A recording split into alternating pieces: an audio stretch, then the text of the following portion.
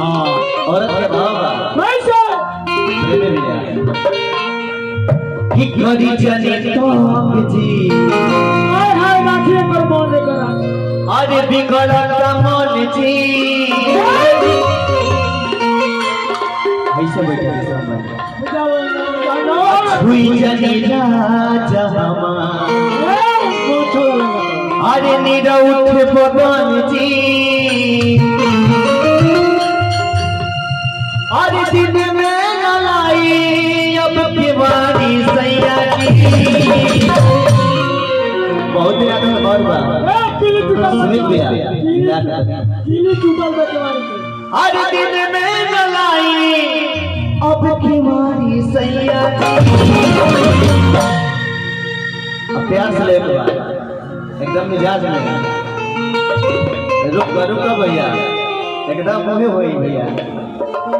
हम सबसे छोट कलाकार हैं जुटल तमाम कलाकार के बहुत ही प्यार मिलेला हुआ है चाहे जो कोई भी हो अपना ध्यान रखला कि कृष्णा आइल बाबा के वो गीत गवा दे यही हमरा अच्छा लगला कि ना हमरो भी प्यार करे वाला हमरो इज्जत कदर करे वाला आदमी बाटे आई बैठे कि ऐसे छानी धरिया कबाड़ी ऐसे चले धरिया कबाड़ी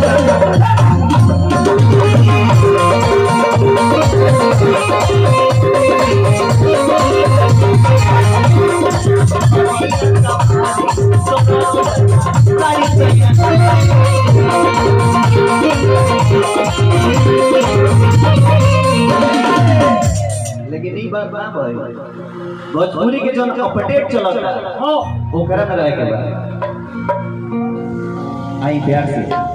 अरे ऐसे जाने धरिया कबाड़ी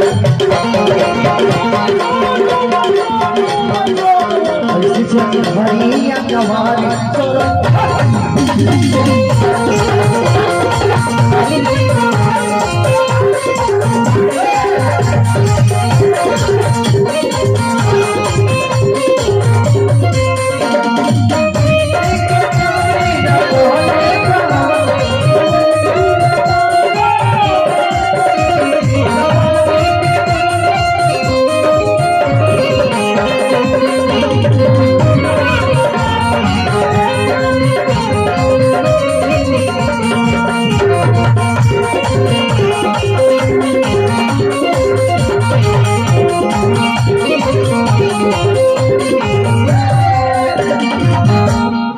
महात्मा गांधी चल रही है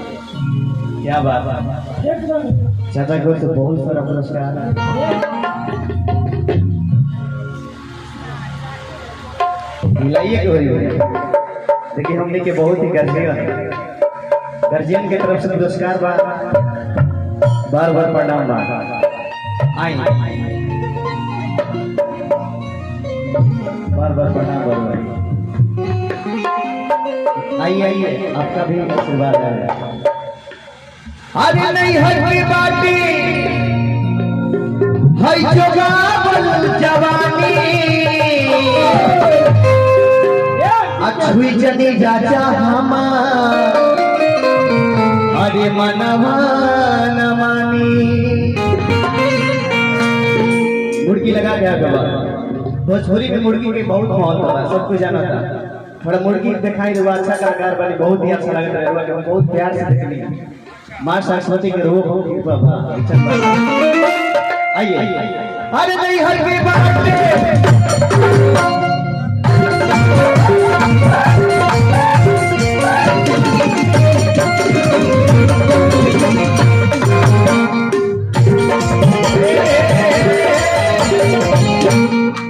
अब से आइए ना पहला होके के चाहिए देखो देखिए यहाँ पर बहुत सारे कलाकार सबका अलग अलग मिजाज है एक पॉइंट गलती करबो लोग जानते कि हम गलती भइल देखिए मिजाज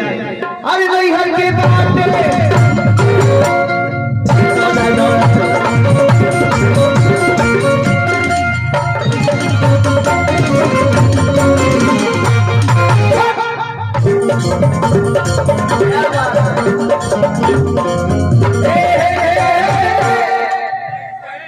मुर्गी का काला देख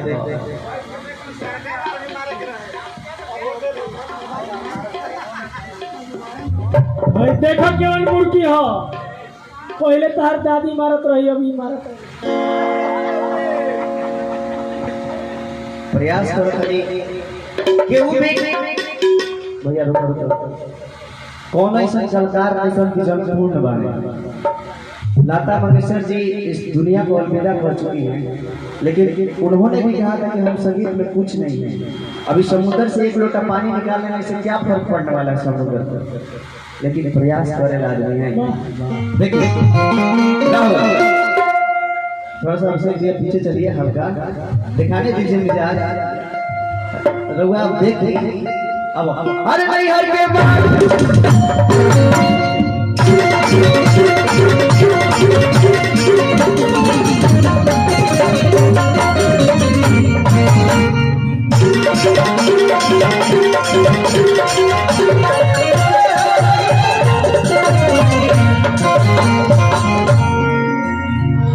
भोजपुरी के मिजाज का ले खदिया वाला बोरा रखल जाओ, ले खदिया वाला बोरा। आप सब लोग के बार बार प्रणाम बा। ए खदिया वाला बोरा ले लो। रही दीजिए, बैठी जा, काला क्या आनंद है, बैठी जा, पैसा की कोनो जरूरत नहीं। अरे ले चौकर के बोरा में डलाई, बैठ खाली काला देखिए जा।